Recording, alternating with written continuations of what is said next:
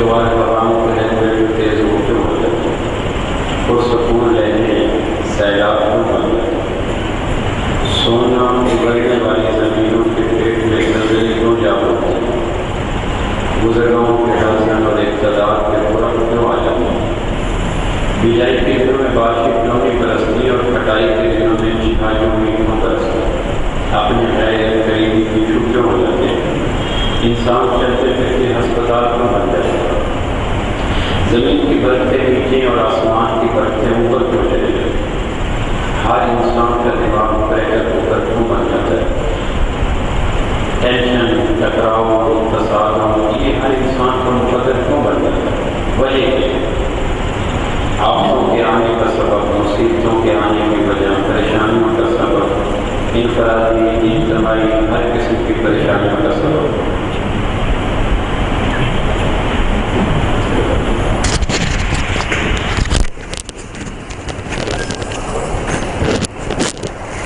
اس کی وجہ کیا ہوتی ہے؟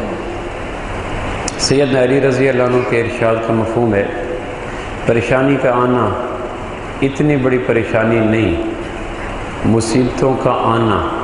آفتوں کا آنا اتنی بڑی پریشانی نہیں، پریشانی کے وقت پریشانی کے بھیجنے والے اللہ کا یاد نہ آنا یہ بڑی پریشانی ہوتی ہے۔ جس نے پریشانی بھیجی یقیناً کائنات میں کوئی پریشانی چیونٹی کے برابر ہو، جبریل کے برابر ہو، کنکر کے برابر ہو، پہاڑ کے برابر ہو، پریشانی ذات میں ہو، کائنات میں ہو، معاش میں ہو، اخلاق میں ہو، جسمانی ہو، روحانی ہو، اولاد کے روپ میں ہو، بیوی کے روپ میں ہو، بچوں کے روپ میں ہو، بیماری کے روپ میں ہو، ٹینشن کے روپ میں ہو، قرضے کے روپ میں ہو، کوئی پریشانی ایسی نہیں ہے جو اللہ کے بھیجے بغیر کسی کے پاس آ جائے۔ ایک بدو نے پوچھا مل مشیہ، کائنات میں چاہت کس کی چلتی ہے؟ آپ نے فرمایا المشیۃ للہ تعالی، اللہ کی چلتی ہے۔ وہ بیٹھا تھا کہنے لگا فإنی أشاء أن أقوم، میں چاہوں تو کھڑا ہو جاؤں۔ آپ فرمایا اللہ بل شاء اللہ ان تقوم، اللہ چاہے گا تو کھڑا ہوگا۔ وہ کہنے لگا میں چاہوں تو بیٹھ جاؤں۔ آپ فرمایا نہیں، اللہ چاہے گا تو بیٹھے گا۔ سامنے تھا درخت کھجور کا، کہنے لگے میں چاہوں تو اس کو کاٹ دوں۔ آپ فرمایا اللہ چاہے گا تو کٹے گا۔ وہ کہنے لگا میں چاہوں تو نہ کاٹوں۔ آپ فرمایا اللہ چاہے گا تو کٹنے سے بچے گا۔ مسجد نبوی کے پاکیزہ صحن کے اندر بدو کا سوال امام کائنات کا جواب مکمل ہوا تو جبریل علیہ السلام آئے اور سلام عرض کیا اور کہا اللہ کے محبوب، اللہ نے آپ کا اور بدو کے سوال و جواب کو سنا اور مجھے بھیجا ہے، اور ساتھ اللہ یہ فرما رہے ہیں میرے محبوب بدو یہ چاہ رہا تھا کہ کسی طرح اس کائنات میں نقب لگا لے، توحید کے محل میں کوئی سوراخ لگا لے کہ کچھ اختیار مجھے مل جائے، کھڑے ہونے کا، بیٹھنے کا، مسکرانے کا، درخت کاٹنے کا، لیکن آپ نے توحید کے محل کے سارے دروازوں کو سلامت رکھا۔ اللہ نے مجھے بھیجا اور ساتھ یہ کہا ہے میرے محبوب میرا سلام بھی آپ پر ہو، اور ساتھ اللہ فرماتے ہیں میرے محبوب آج تو آپ نے توحید کی حجت پوری کر دی۔ یہ کہہ رہا تھا کہ میں جب چاہوں درخت کو کاٹ دوں، جب چاہوں نہ کاٹوں۔ اسے کہو درخت تو جڑ، تنا، پتے، شاخیں، غنچے، پھول، پھل کئی چیزوں کا مجموعہ ہے، اور تیرا رب یہ کہتا ہے کہ کائنات میں کتنے درخت ہوں گے، درخت پہ کتنی شاخیں ہوں گے، شاخوں پہ کتنے پتے ہوں گے، کون سا پتا ہوا کے کس جھونکے سے کٹے گا، شاخ سے جدا ہو کر زمین تک آتے ہوئے کتنی کروٹیں لے گا، زمین پہ کس سمت میں گرے گا، اور زمین اس پتے کے کتنے ذرات بنائے گی، اور ان ذرات کو ہوائیں اٹھا کر کہاں بکھیر آئیں گی۔ خشک پتوں کے ان بے وقت ذرات کے بکھرنے کی جگہ بھی وہ ہوگی جہاں تیرا رب آسمان پہ چاہے گا۔ یہ چاہ رہا تھا کہ میں چاہوں تو کھڑا ہو جاؤں، میں چاہوں تو بیٹھ جاؤں۔ اسے کہو انہو ہو اضحک و ابکا، قرآن کی آیات اترائی، اللہ نہ چاہے تو تم ہنس بھی نہیں سکتے، اللہ نہ چاہے تو تم رو بھی نہیں سکتے۔ تو ایک پتا شاخ سے جدا ہو کر زمین تک آتے ہوئے اگر اس نے 25 کروٹیں لینی ہیں تو سرکش ہوائیں اپنی مرضی سے 26 کروٹیں نہیں لے سکتی، اور اگر اس پتے کے ذرات 3 کروڑ بننے ہیں تو زمین کی بے رحمی ان 3 کروڑ ذرات کو 3 کروڑ 1 ذرے میں نہیں بدل سکتی، اور اگر ہواؤں نے اس کو 10 گز کے فاصلے پہ منتشر کرنا ہے تو ہوائیں ان بے وقت نہ نظر آنے والے ذرات کو 11 فٹ تک بھی بکھیر نہیں سکتی۔ جب ایک پتا اپنی مرضی سے زمین پہ کروڑے نہیں لے سکتا تو ہمارے اوپر آنے والی پریشانیاں، آفتیں، مصیبتیں، بیماریاں، ٹینشن، قرض، مرض یہ کیوں آتا ہے؟ تو یقیناً اللہ کی مرضی سے آتا ہے۔ اللہ کی مرضی کے بغیر پریشانی یا خوشی کسی بستی کی طرف، کسی فرد کی طرف، کسی قوم کی طرف اپنی مرضی سے رخ کر بھی نہیں سکتی۔ حضرت علی کا ارشاد ہے انہ لا یکون فی الارض شیء حتی یقضی فی السماء، لوگوں آسمان پہ منظور ہوتا ہے، زمین پہ ظہور ہوتا ہے، اور وہ ضرور ہوتا ہے آسمانی فیصلے زمین والوں کے تعاون کے پابند نہیں ہوتے۔ زمین پہ کس کو خوش رکھنا ہے، کس کو غم دینا ہے، کس کو موت دینی ہے، کس کو حیات دینی ہے، کس کو صحت دینی ہے، کس کو بیماری دینی ہے، حدیث پاک کا مفہوم ہے روزانہ فجر کی نماز سے پہلے اللہ 360 دفعہ لوح محفوظ پہ نگاہ ڈالتا ہے، اور نگاہ ڈال کے کہتا ہے یخلق بکل نظرہ یحیی و یمیت یعز و یذل، اس کو زندگی دو، اس کو موت دو، اس کو بلندی دو، اس کو پستی دو، اس کو بیٹا دو، اس کو بیٹی دو، اس کو نفع دو، اس کو نقصان دو، اس کو عروج دو، اس کو زوال دو۔ اللہ کی نظر فجر کی نماز سے پہلے لوح محفوظ کے اوپر جس کے نام کے حوالے سے جو پڑ گئی زمین پہ اس کے ساتھ وہ معاملہ ہونا ہی ہونا ہے۔ کائنات کی کوئی طاقت اللہ کی نظر کے انتخاب کو اپنی تدبیر سے بدل نہیں سکتی۔ تو فصلوں میں کیا ہو، تجارتوں میں کیا ہو، زمینوں میں کیا ہو، آسمانوں میں کیا ہو، وہ ہوگا جو اللہ چاہے گا۔ تو میرے اور آپ کے اوپر جو مصیبتیں آتی ہیں، پریشانی آتی ہیں، اس کی وجہ کیا ہے؟ تو سب سے بنیادی بات تو قرآن مجید نے انسانوں کے اوپر آنے والی آفتوں کا سبب بیان کیا کہ کل کلاں غلط سبب پہ محنت کرتے کرتے ایک آدمی کا خراب گردہ ڈائیگنوز جگر ہو جائے تو آدمی ڈاکٹر اس کی علاج کرے گا، جگر کا ٹھیک جگر علاج کی وجہ سے خراب ہو جائے گا، اور خراب گردہ علاج نہ ہونے کی وجہ سے خراب تر ہو جائے گا۔ صحیح تشخیص مرض سے بھی زیادہ ضروری ہوتی ہے۔ ہمارے اوپر آنے والی پریشانیاں، بہو کہتی ہے ساس پریشانی کا سبب، سسر کہتا ہے بھائی پریشانی کا سبب، گاہک کہتا ہے دکاندار، عوام کہتی ہے حکمران، ہر آدمی دوسرے کو پریشانی کا سبب اور وجہ بتاتا ہے، جب تک اپنی ذات پہ آنے والی پریشانی قرآن مجید کہتا ہے وَإِن يَمْسَسْكَ اللَّهُ بِضُرٍّ فَلَا كَاشِفَ لَهُ إِلَّا هُوَ وَإِن يُرِدْكَ بِخَيْرٍ فَلَا رَادَّ لِفَضْلِهِ۔ اللہ اگر خیر کا فیصلہ کر دے تو کوئی بھی حاسد، جابر، متکبر، ساحر اللہ کے خیر کے فیصلے کو شر میں نہیں بدل سکتے، اور اگر اللہ کسی کے لیے شر کا فیصلہ کر دے تو کوئی خیر خواہ، کوئی ملنسار، کوئی محبت کرنے والا اللہ کے خیر کے فیصلے کو شر میں نہیں بدل سکتا، شر کے فیصلے کو خیر میں نہیں بدل سکتا۔ آسمان والا جو طے کر دیتا ہے زمین پہ وہ ہونا ہی ہونا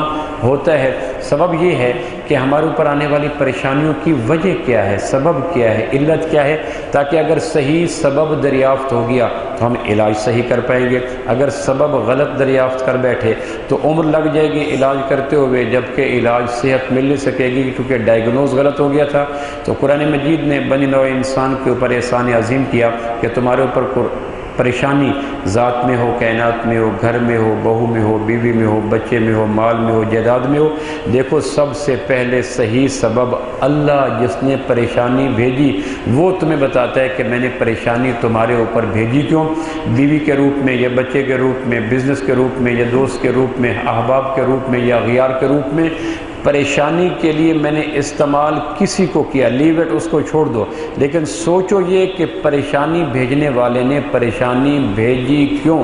یہ تو سیکنڈری چیز ہے کہ مجھے فلاں نے پریشان کیا، لیکن وہ پریشان ہونے کے لیے اللہ کے فیصلے کے لیے استعمال ہوا ہے، وہ پریشان کر نہیں سکا۔ پریشانی کا فیصلہ اللہ نے بھیجا تھا، اپنے فیصلے کے نفاذ کے لیے ABC کسی کو استعمال کر لیتا۔ لہذا بنیادی سوچنے کی ہر عقل مند کے لیے بات یہ ہے کہ میرے اوپر آنے والی پریشانی کا اصل سبب کیا ہے۔ تو قرآن مجید نے ایک دفعہ نہیں، دو دفعہ نہیں، 50 دفعہ نہیں، 20 دفعہ اس بات کو ہائی لائٹ کیا اپنے انداز سے کہ قرآن کے پریشانی کا سبب کیا ہے۔ تو قرآن کہتا ہے وَمَا أَصَابَكُم مِّن مُّصِيبَةٍ فَبِمَا كَسَبَتْ أَيْدِيكُمْ وَيَعْفُو عَن كَثِيرٍ۔ اے اولاد آدم، تم تاجر ہو، کاشتکار ہو، ملازم ہو، راہب ہو، کوئی بھی ہو، میری بات کو سنو، تمہارے اوپر آنے والی تمہاری پریشانیوں کا سبب تمہارے وجود سے نکلنے والے گناہ ہیں، کوئی اور نہیں ہے۔ کوئی دوسرے کو بلیم نہ دے، آنکھوں کا غلط دیکھنا، زبان کا غلط بولنا، کانوں کا غلط سننا، دماغ کا غلط سوچنا، منہ کا غلط بولنا، پیٹ میں لقمے غلط جانا، صبح و شام غلط کرنا، تمہاری ہر آنے والی آفت کا سبب ABC کوئی دوسرا نہیں ہے۔ وما اصابکم من مصیبہ فبما کسبت ایدیکم، یہ قرآن کی نص ہے، قرآن کی آیت ہے، جس کی میں تفسیر نہیں بیان کر رہا، ترجمانی نہیں کر رہا، اس کی ٹرانسلیشن کر رہا ہوں کہ اے اولاد آدم، بی شور تمہاری ہر پریشانی کا سبب تمہارے اپنے اعمال ہوتے ہیں، کوئی اور نہیں ہوتا۔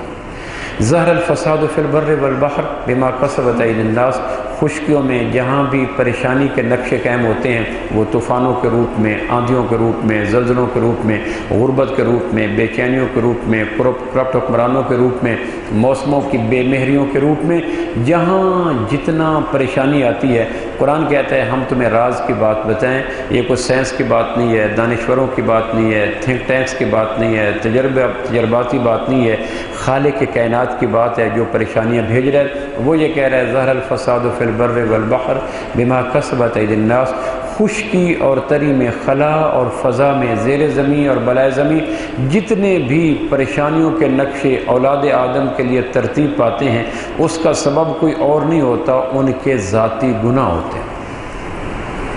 قرآن مجید میں ایک جگہ واضح فرمایا گیا فَكُلًّا أَخَذْنَا بِذَنبِهِ، ہم نے ماضی کی جس قوم کو پکڑا اس کا سبب اس کے اپنے گناہ تھے۔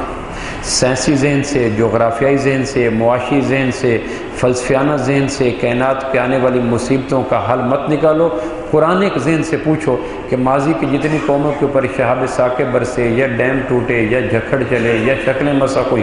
یا ان میں بے روزگاری آئی، یا تناؤ آیا، یا اولاد آدم ان کے ہاں اولاد نرینہ پیدا ہونا بند ہوگی، تو قرآن اس کا 3 لفظوں میں جواب دیتا ہے فَكُلًّا أَخَذْنَا بِذَنبِهِ۔ یقین جانو، لوگ کہیں گے مونسون کی ہوائیں چلی تھی، لوگ کہیں گے زمینوں کی پلیٹیں ٹکرائی تھی، لوگ کہیں گے زمین فرٹائل نہیں تھی، لوگ کہیں گے پراپر منصوبہ بندی نہیں ہو سکے تھی، یہ ساری ناقص ذہنوں کی خام باتیں ہیں۔ خالق کائنات کا تجزیہ یہ ہے کہ ہر قوم پہ آنے والی پریشانیوں کا سبب فَكُلًّا أَخَذْنَا بِذَنبِهِ، اس قوم کے ذاتی گناہ تھے۔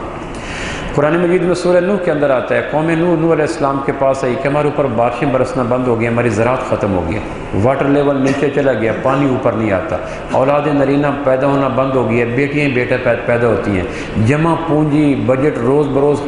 کم ہو رہا ہے اور مال ہمارے پاس بڑھ نہیں رہا، پھلوں کے اوپر شاخوں پہ پھل نہیں آتے، ہم کیا کریں؟ تو نوح علیہ السلام نے جو آسمان کی یونیورسٹی کا فارغ و تحصیل نبی اور رسول اور اپنے دور کا اکیلا پوری روئے زمین کا رسول اور نبی، وہ آسمان کی یونیورسٹی سے قوم کے ان تمام پریشانیوں کا جواب کیا دیتا ہے؟ تم کہتے ہو بارشیں نہیں ہوتی، تم کہتے ہو اولاد نرینہ پیدا نہیں ہوتی، تم کہتے ہو زراعت برباد ہو گئی ہے، تم کہتے ہو افرادی قوت نہیں آ رہی، لو میں تمہیں بتاتا ہوں، تم گناہ چھوڑ دو، پروردگار یہ ساری آفتیں تمہارے اوپر ہٹا لے گا۔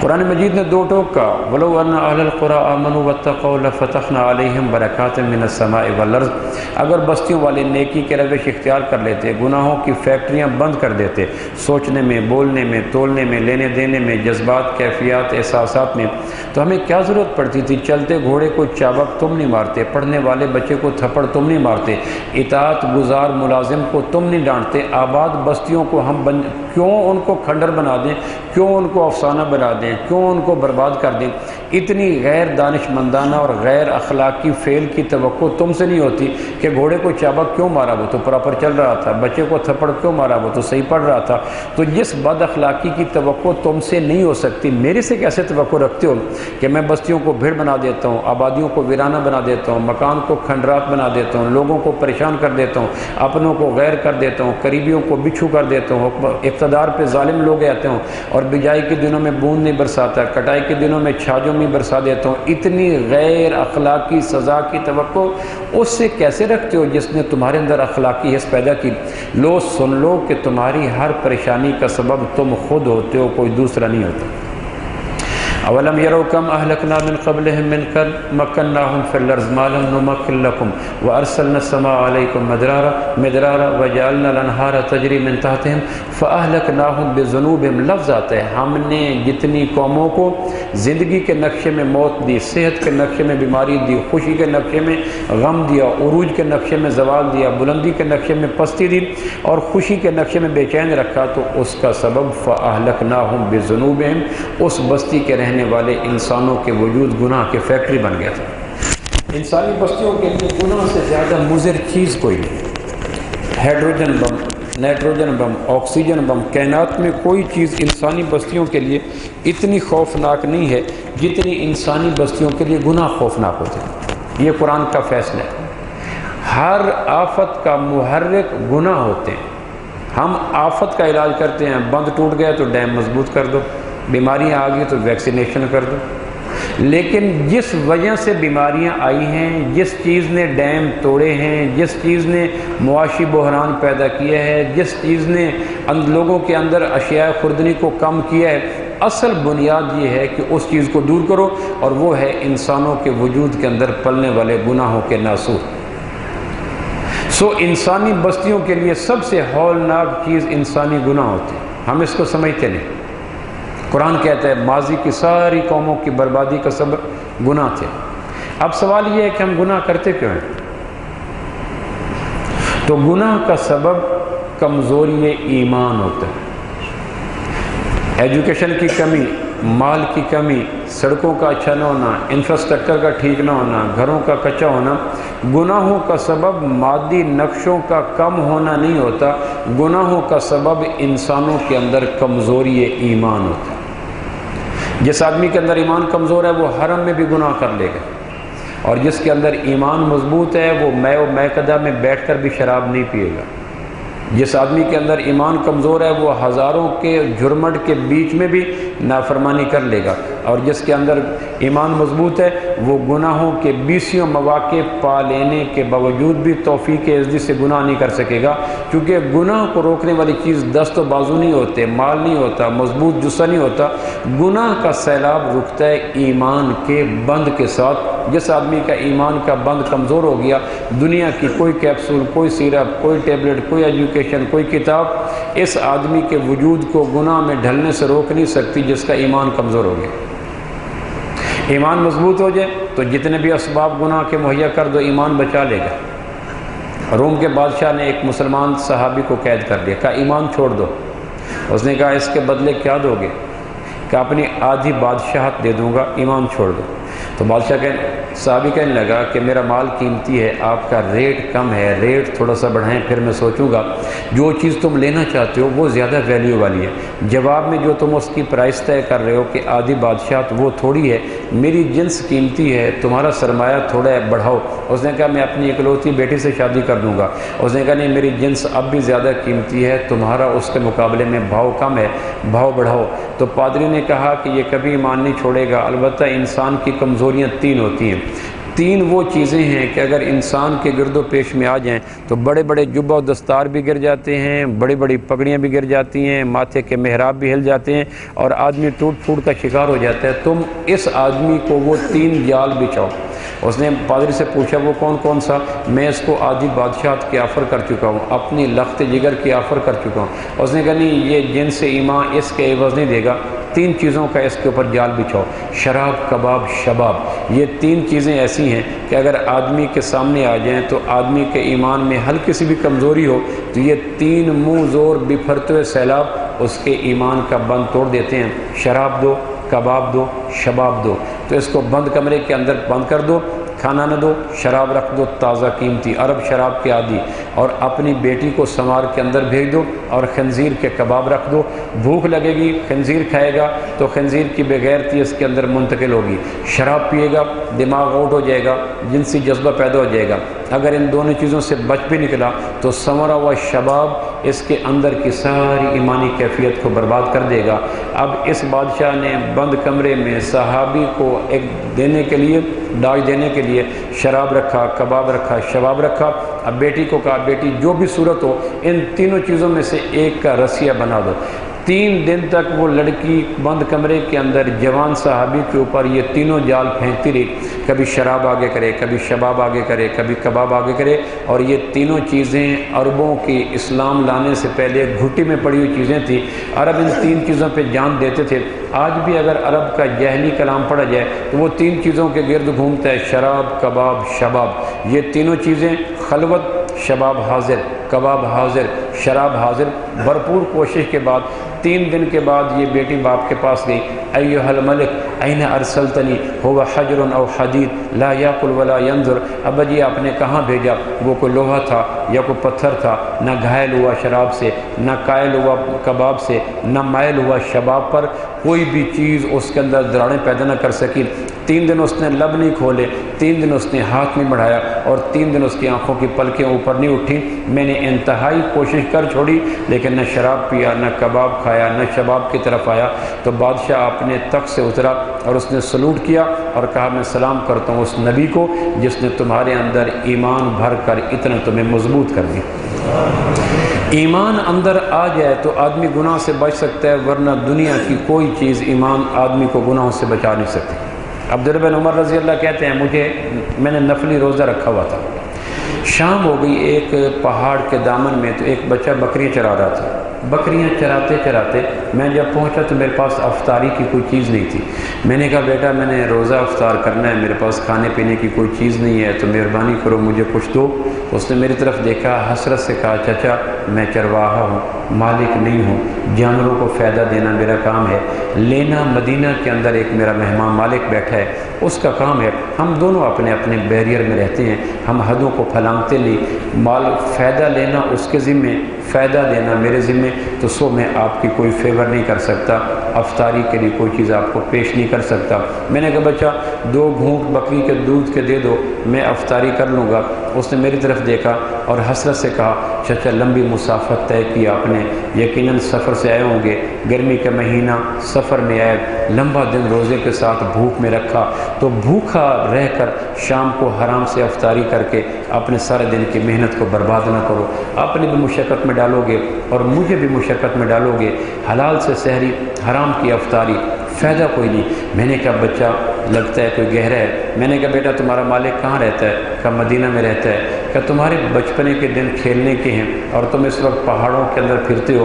पाँव तुम्हारे आबले के जद में हैं, वजूद तुम्हारा कांटों से फट चुका है, तुम इस मासूम बचपने के ज़माने में खेलते क्यों नहीं? जाके खेलो। उसने कहा मेरा बाप फौत हो गया, मेरी माँ बीमार है और वो बेवा है, कमाने के लिए है कोई नहीं, घर का किचन गर्म रखने के लिए और घर से धुआं निकालने के लिए मुझे अपने बचपने की शौकियाँ कुर्बान करके बकरियों को चराकर पहाड़ों के बीच में शाम करनी पड़ती है। मुझे भी अच्छा लगता है बचपन के फितरी मुतालबात का जवाब देना, खेलूँ कूदूँ, शौकियाँ करूँ, शरारतें करूँ, लेकिन मैं क्या करूँ, मेरे कमज़ोर कंधों के ऊपर वक्त से पहले मुआश का बोझ आ गया है, लिहाजा मैं अब खेल नहीं सकता, मुझे माँ की रोटी देनी होती है, किचन को गर्म रखना होता है। मैंने कहा तुम्हें कितने पैसे मिलते हैं? कहा इतने पैसे मिलते हैं। मैंने कहा बेटा वैसे भी शाम उतर चुकी है, अंधेरा फैल चुका है, मालिक मदीना में है और गहरी मजबूत चट्टानें हैं, तुम यूँ करो पैसे की खातिर सारा दिन कांटे चुभते हैं, खारदार झाड़ियों पे चलते हो, अपने मासूम बचपने को ज़बह करते हो,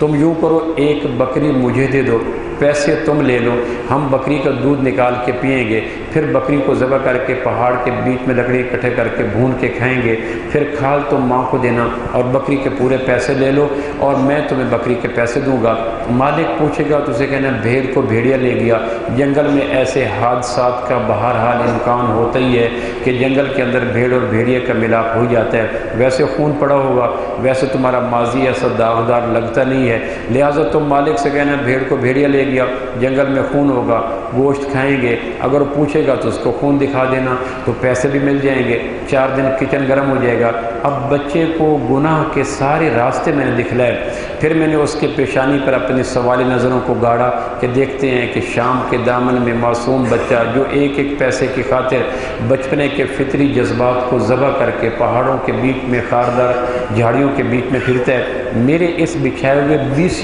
जाल में से निकलेगा तो कैसे निकलेगा जबकि बचने की राहें हैं। तसव्वुर में गोश्त है, ख्याल में भुना हुआ गोश्त है, तसव्वुर में दूध है, माकूल पैसे हैं, सारी चीज़ें हैं। तो मैंने ये सारी बातें जब उसको कही तो फिर मैंने जो सवारी नज़रों से उसको देखा तो मैंने कहा बोलो बेटे, तो उसने अपने होंठों पे अपनी ज़ुबान को फेरा और आसमान की तरफ अपनी आँखों को उठा के कहा चाचा बातें तो सारी ठीक हैं लेकिन फ़ाइन अल्लाह, फिर अल्लाह कहाँ गया? अल्लाह फिर कहाँ गया? मुझे इन चीज़ों से रोका अल्लाह ने है और तुम बचा रहे हो मुझे मदीना के बीच में बैठे हुए अपने मालिक से, उसने इन चीज़ों से नहीं रोका।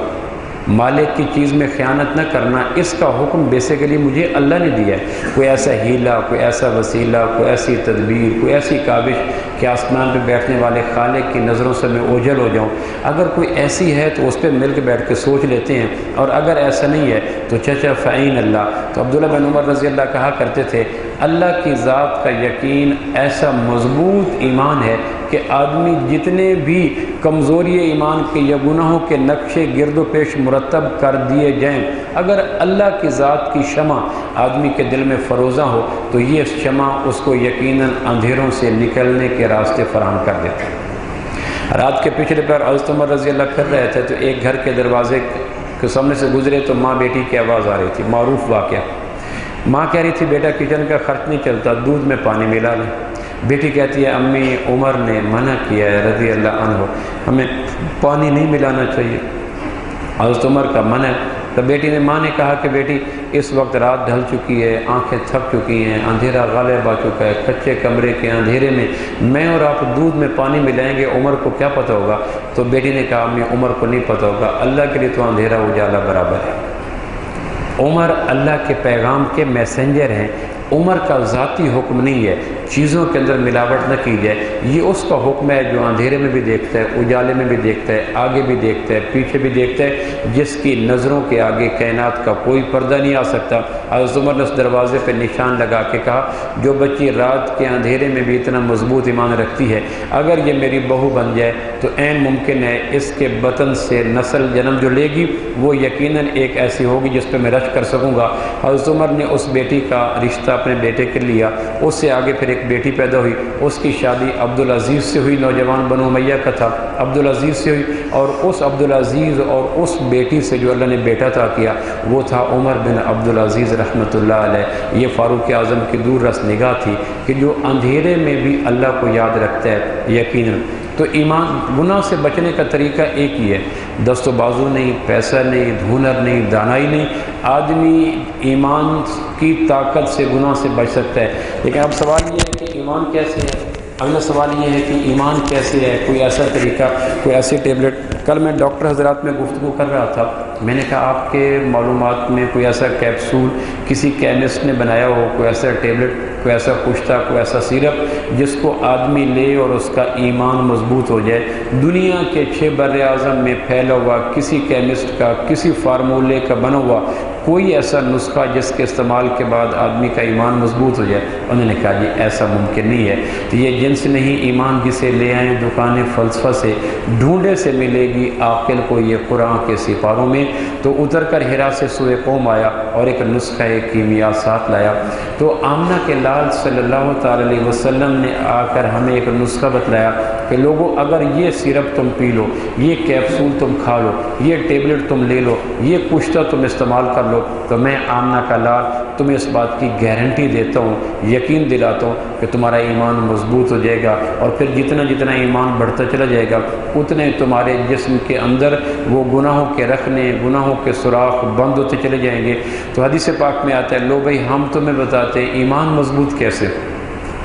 پہلی بات پریشانیوں کا سبب گناہ، دوسری بات گناہوں کا سبب کمزوری ایمان، تیسری بات کمزوری ایمان کو طاقت میں بدلنے کا نبوی نسخہ، کیونکہ امام کائنات کی بعثت کا مقصد لوگوں کے اندر ایمان کی طاقت کو بڑھانا تھا۔ تو آپ علیہ السلام نے ارشاد فرمایا لو بھائی میں تمہیں اس کا حل بتاتا ہوں، کیا طریقہ ہے ایمان کو مضبوط کرنے کا۔ تو اللہ کے محبوب ایک صحابہ نے پوچھا تو آپ علیہ السلام فرمایا جددوا ایمانکم، اپنے ایمان کو رینیو کیا کرو، اپنے ایمان کی اوور ہالنگ کیا کرو، اپنے ایمان کی ٹیوننگ کیا کرو، اپنے ایمان کا مال جوبن کرایا کرو، اپنے ایمان کو دھویا کرو، اپنے ایمان کو قوی کیا کرو۔ یہ سارے ایک معنی ہے جددوا ایمانکم، اپنے ایمان کی تجدید کیا کرو، دھو لیا کرو، طاقتور بنایا کرو۔ تو صحابہ نے پوچھا کیف نجدد ایماننا یا رسول اللہ صلی اللہ تعالی علیہ وسلم، اللہ کے محبوب ایمان تو گھٹتا ہے بڑھتا ہے، تو کیسے ہم اپنے ایمان کو ریز اپ کریں، کیسے ایمان کو اوپر لے جائیں کہ شیطان کے بچھائے ہوئے ہم رنگ زمین جال سے بچ جائیں، جو شیطان بد نظری کے روپ میں، جھوٹ کے روپ میں، سود کے روپ میں، تکبر کے روپ میں، آوارگی کے روپ میں، تعیش کے روپ میں، خود پسندی کے روپ میں، خود آرائی کے روپ میں، خود صلاحی کے روپ میں سینکڑوں روٹ کے اندر جن سے ایمان کو ختم کرنے کے لیے شیطان کوشش کرتا ہے، تو اللہ کے محبوب ہم اپنے ایمان کو کیسے مضبوط کریں کہ شیطان کے سامنے وہ سد سکندری بن جائے؟ تو آپ فرمائے اکثر بقول لا الہ الا اللہ محمد الرسول اللہ، اپنی مجلسوں میں اکثر اللہ کی ذات کا تذکرہ کیا کرو، اللہ کی ذات کا تذکرہ تمہارے ایمانوں کو مضبوط کر دے گا۔ آپ اندازہ کریں کہ صحابہ کا زمانہ ہے جس کو خیر القرون کہا گیا، اس کائنات میں سب سے بہترین زمانہ وہ ہے جو صحابہ کو ملا جب آپ علیہ السلام حیات خیر القرون۔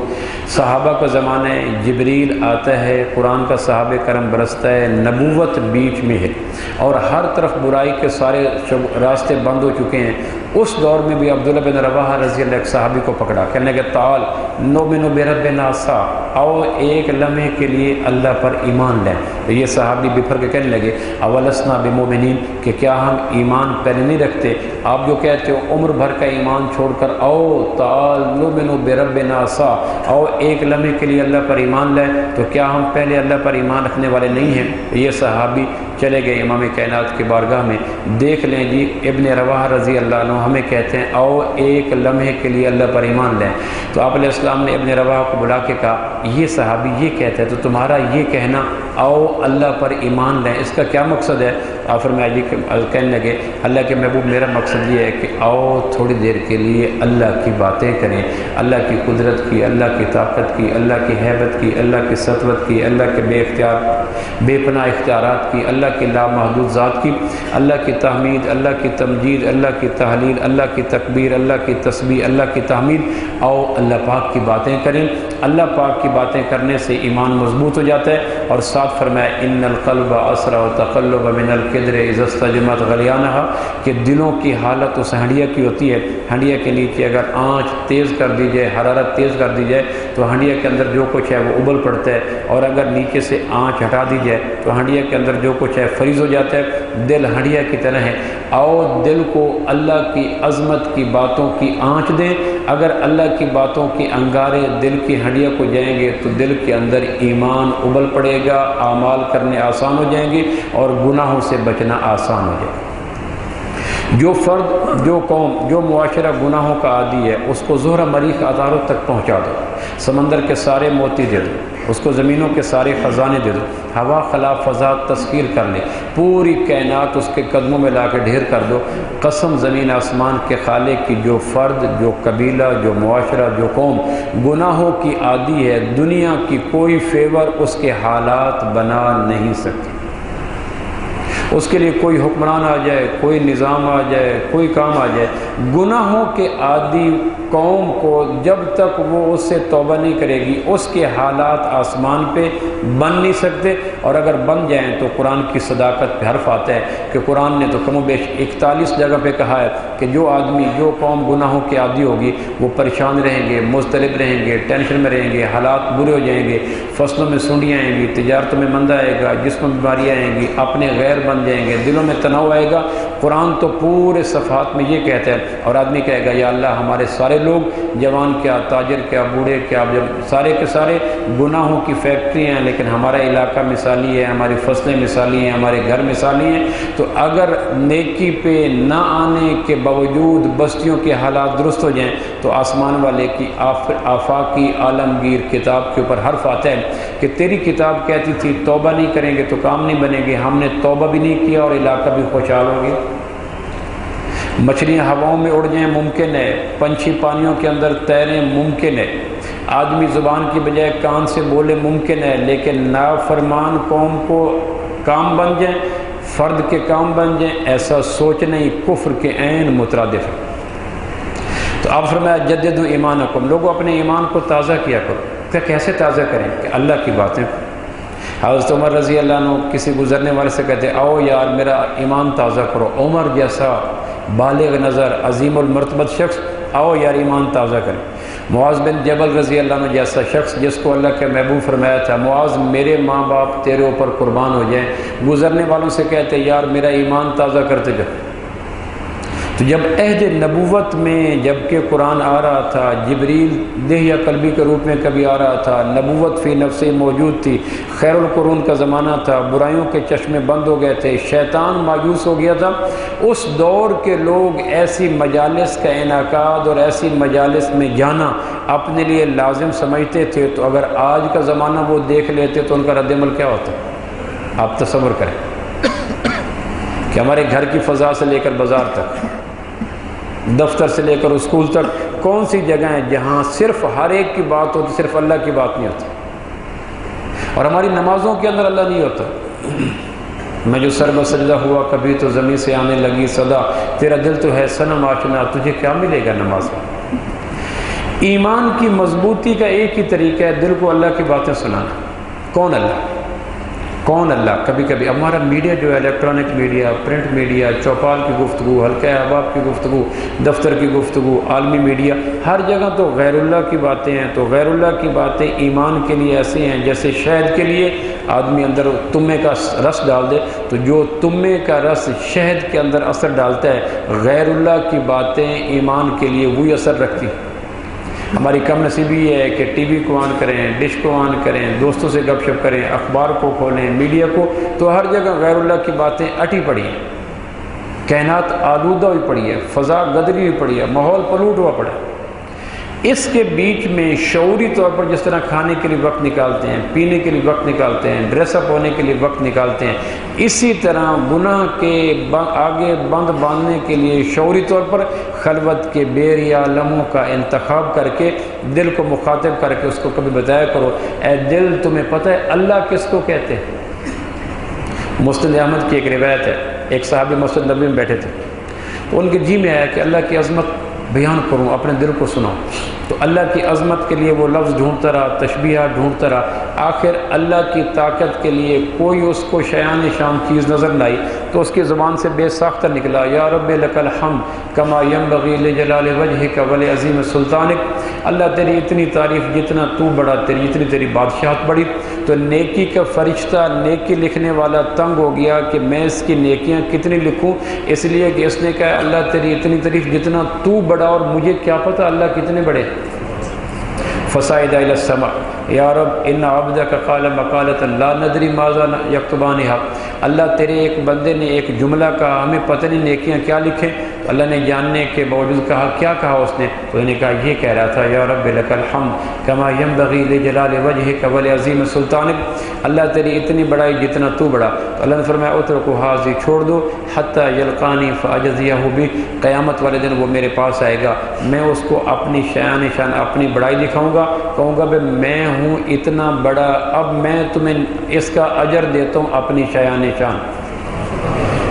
قرآن مجید نے کتنے خوبصورت انداز سے کہا، قل لو کان البحر مدادا لکلمات ربی لنفد البحر قبل ان تنفد کلمات ربی ولو جئنا بمثلہ مددا، کائنات کے سارے درختوں کو تراش کے قلم بنا لو، کائنات کے سارے سمندروں کو سیاہی بنا لو، زمین کے صفحات بنا لو، انسانوں کو ملائکہ کی صفات دے دو، غیب کی یونیورسٹی سے بے پایاں علم انسانی دماغ میں القاء کر دو، نہ انسان کو اونگ ہے، نہ نیند ہے، نہ تھکن ہے، نہ بڑھاپا ہے، نہ کھائے نہ پیے، نہ صفحے ختم ہو، نہ کاغذ ختم ہو، نہ سیاہی ختم ہو، قیامت کی صبح آئے گی، اس ترتیب پر گزارنے والے تیرے رب کی تعریف کرتے کرتے تھک جائیں گے،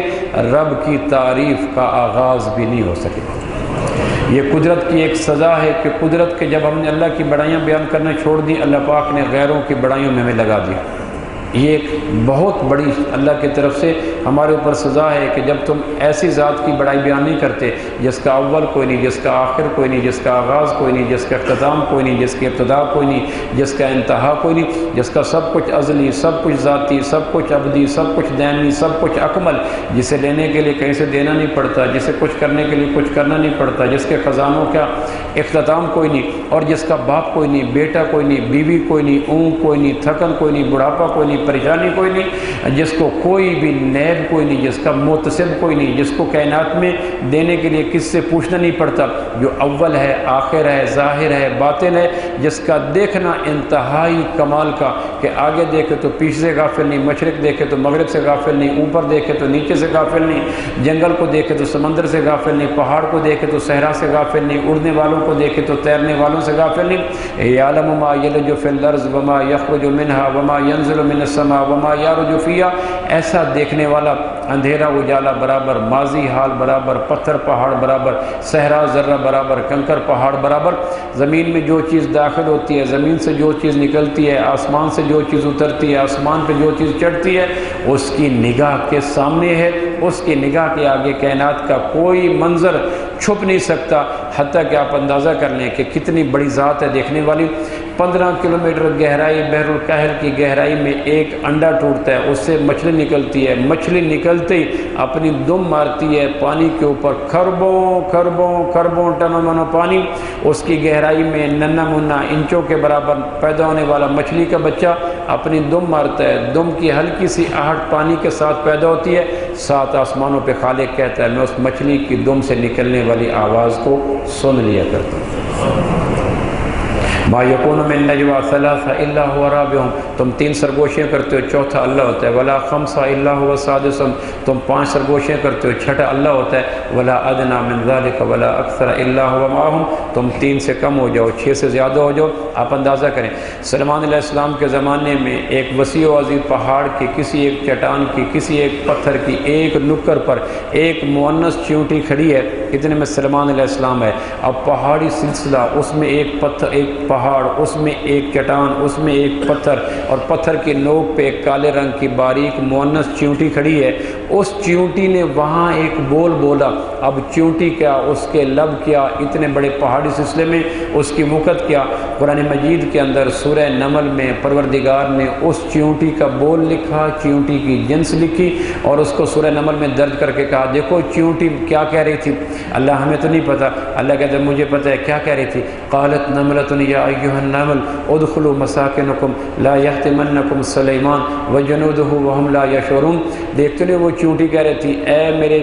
برادری کی چیونٹیوں، اپنی اپنی بلوں میں چلی جاؤ، یوں نہ ہو کہ سلمان بے خبری کے عالم میں گھوڑوں کے نیچے تمہیں پامال کر دے۔ قصور سلمان کا نہیں ہوگا، قصور تمہارا اپنا ہوگا۔ ایک فکرے سے قوم کی جان بچائی، نبی کا مقام بچایا۔ پروردگار نے ایک پتھر پہ ننھی منی چیونٹی کے لبوں سے نکلنے والی آواز کو سن لیا۔ ہماری آواز تو اس سے اونچی ہوتی ہے، ہم بند کمروں میں جتنی بھی سرگوشی کریں یقیناً ہماری آواز تو اونچی ہے۔ خولہ بنت ثعلبہ رضی اللہ عنہ کو ان کے شوہر اوس بن صامت نے کہا تو میرے اوپر ایسے ہے جیسے میری ماں۔ عربوں میں طلاق کی ایک قسم تھی جس کو زہار کہا کرتے تھے، نہ وہ کسی اور کی بیوی بن سکتی نہ اس کی بیوی بن سکتی، ایک ہوا میں لٹک جاتی جذباتی مخلوق۔ تو اوس بن صامت نے کہہ دیا خولہ کہ تو میرے اوپر ایسے جیسے میری ماں۔ خولہ کو لگا دھچکا کہ جوانی اس کے بستر کے نام کر دی، سارا شباب اس کے نام کر دیا، پیٹ پھٹ گیا بچے اس کو جنم دے کے لیے، اس کے جذبوں کی تسکین کی، مال اس کے قدموں میں ڈھیر کر دیا۔ اب میں بوڑھی ہوگی، ماں باپ مر گئے، بہن بھائی مر گئے، میں اب کہاں جاؤں؟ مجھے اب کہتا ہے اوس کہ تو میرے اوپر ایسے جیسے میری ماں۔ اب یہ چپکے سے اپنی بات کو چھپانا بھی چاہتی ہے، نبوت کے کان میں ڈالنا بھی چاہتی ہے۔ حجرات نبوی کے اندر باقی بیویوں کے سامنے اس راز کو، سیکریسی کو بچانا چاہتی ہے۔ عورت جب بات چھپانا چاہے تو اس کو چھپانا آتا ہے، جب اس کو پھیلانا چاہے تو پھیلانا آتا ہے۔ ننھے منھے حجرے کو 4-6 گز کے حجرے، اس میں امی عائشہ بیٹھی ہیں۔ اب خولہ بنت ثعلبہ آتی ہیں، دیکھتی ہیں کہ حضرت عائشہ بیٹھی ہیں، اپنے اس وقوعے کو نبوت کے کان میں ڈالنا چاہتی ہیں، امی عائشہ سے بچانا چاہتی ہیں۔ چپ کے رازدارانہ انداز میں امی عائشہ کے سامنے بچتے ہوئے خولہ بنت ثعلبہ اوس بن صامت کے اس رویے کو نبوت سے ڈسکس کر رہی ہے۔ دیکھ لیں جی مجھے یہ کہتا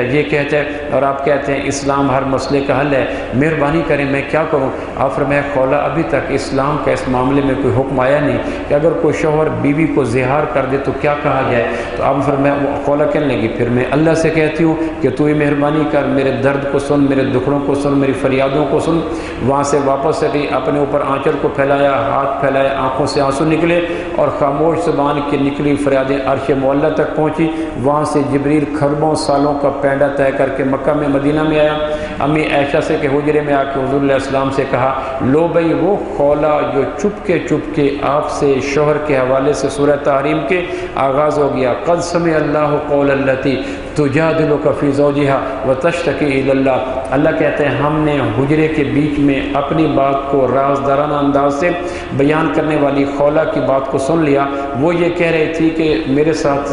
اوس نے یہ کیا، اوس نے یہ کیا، اتنے میں جب آپ پہ آثار ہوئے، آپ نے چادر لی، چہرے مبارک سے پانی کے قطرات ٹپکے، حضرت عائشہ کو غصہ تھا کہ خولا نے میرے سے بات چھپائی کیوں؟ اتنے میں آپ کے جب وحی کے اثرات ختم ہوئے، فرمایا خولا کہاں ہے، خولا کہاں ہے؟ تو حضرت عائشہ کو غصہ بھی تھا، خوشی بھی تھی، کہنے لگے میرے سے چھپایا ہے، انشاءاللہ قیامت تک آیتیں بن کے تیرا پروگرام قیامت تک پھیلے گا، لو وہ آیتیں آ چکی ہیں، انشاءاللہ آیتوں کے اندر تو ہی ڈسکس ہوگی۔ خولا آئی، اللہ کے نبی میرے ماں باپ کو مان کیا ہوا؟ فرمایا تیری اس بات کو اللہ نے آسمان پہ بیٹھ کے سن لیا۔ تو جو اللہ آسمان پہ بیٹھ کر مدینہ منورہ کے پتھروں کے بنے ہوئے چھوٹے سے حجرے کے بیچ میں خولا کی رازدارانہ باتوں کو سن سکتا ہے، یقیناً میں اور آپ جتنے بھی رازدارانہ انداز سے بات کریں، ہماری بات یقیناً خولا کی بات سے اونچی ہوتی ہے، اور ہماری آواز یقیناً چیونٹی کے لبوں سے نکلنے والی آواز سے اونچی ہوتی ہے۔ اگر اللہ کی ان صفات کا یقین آ جائے تو یہ یقین اس خون صفا وہ سیرپ کی طرح ہے جو پینے میں کڑوا ہوتا ہے لیکن وجود پہ پھنسیوں کو صاف کر دیتا ہے۔ اگر اللہ کی ذات کا یقین، اللہ کی صفات کا یقین، اللہ کی قدرتوں کا یقین، اللہ کے دیکھنے کا یقین، اللہ کے سننے کا یقین، اللہ کے علم کا یقین، اللہ کی پکڑ کا یقین، اللہ کے خزانوں کا یقین، اللہ کی بے پایہ قدرتوں کا یقین ہمارے اندر اتر جائے تو ایمان کا غنچہ گلاب بن جاتا ہے، ایمان کا چشمہ پھیل پڑتا ہے، ایمان کے پودے پہ بہار آ جاتی ہے، ایمان کا سورج گرہن سے نکل جاتا ہے، ایمان کا 14ویں کا چاند بادلوں سے نکل آتا ہے، اور جب ایمان مضبوط ہو جاتا ہے تو بڑے سے بڑے گناہ کی فیکٹری کے آگے بھی آدمی باندھ سکتا ہے۔ اللہ پاک مجھے اور آپ کو عمل کی توفیق